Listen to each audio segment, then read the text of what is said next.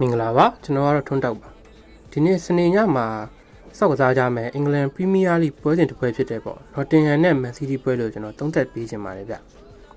ဒီနေ့တင်ရဆိုရင်ပေါ့ဒီပရီးမီးယားလိမှာအဆင့်3နဲ့4ကက်ရက်ဖြစ်တာကြောင့်ပေါ့နော်ခြေစွမ်းကတော့တိတ်ကွာမယ်လို့မထင်ဘူးဗျ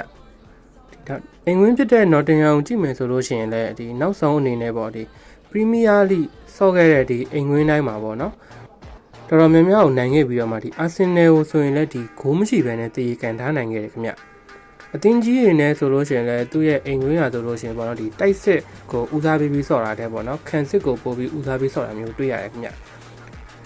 ပြီးတော့ဒီဇန်နဝါရီလတုန်းကဆိုလို့ရှိရင်လည်းနော်တင်ဟန်အနေနဲ့ကဒီလီဗာပူးကိုသူအိမ်တွင်းမှာ1-1နဲ့ပေါ့နော်တည်အနိုင်ခံနိုင်ခဲ့တယ်ခင်ဗျတစ်ဖက်အသင်းကိုကြည့်ရမယ်ဆိုလို့ရှိရင်ပေါ့မန်စီးတီးအနေနဲ့ကတော့ပေါ့ဒီနောက်ဆုံးကစားခဲ့တဲ့ဒီပရီးမီးယားလိဆိုရင်3ပွဲမှာဆိုရင်တော့ပေါ့ဒီ2ပွဲဟိုတောင်မှပေးဖို့မရှိဘဲနဲ့စောင့်နိုင်ခဲ့တယ်ဗျနော်တင်ဟန်အနေနဲ့တွဲဆုံတဲ့အခါမှာလည်းဒီနောက်ဆုံး9ပွဲလောက်မှာပေါ့နော်ဒီ9ပွဲလောက်ကိုပေးဖို့မရှိဘဲကန်နိုင်ခဲ့တာခင်ဗျဒီနှစ်သင်းရဲ့ဒီညအခြေအနေကိုကြည့်ရမယ်ဆိုလို့ရှိရင်ဒီပေါ့ဂိုးပေါ်ဘိုးအတွက်ကဆိုရင်တော့နော်တင်ဟန်ကဒီအိမ်ငွေ့ကိုခံစစ်ကောင်းတာဖြစ်တဲ့အတွက်ကြောင့်မလို့ဒီကျွန်တော်ထင်နေရတော့ဒီဂိုးပေါ်ဘိုးအတွက်ကတော့မထင်တော့ဘူးဗျဂိုးအောက်ဖြစ်မယ်လို့ပဲမှန်းနေဗျ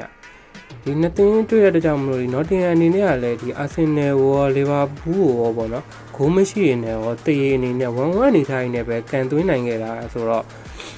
ဒီညကိုလည်းကျွန်တော်ဒီမန်စီးတီးဘက်တော့မနေချင်ဘူးဗျဒီအိမ်ဝင်းဟိုမှာပေါ့နော်ဒီခုလက်ရှိမှာခံစစ်ပိုင်းကိုပဲဥတီဆော့နေတယ်ဒီနော်တင်ဟန်ဘက်ကိုပဲကျွန်တော်အနေနဲ့ရွေးချယ်ခြင်းနဲ့ခင်ဗျ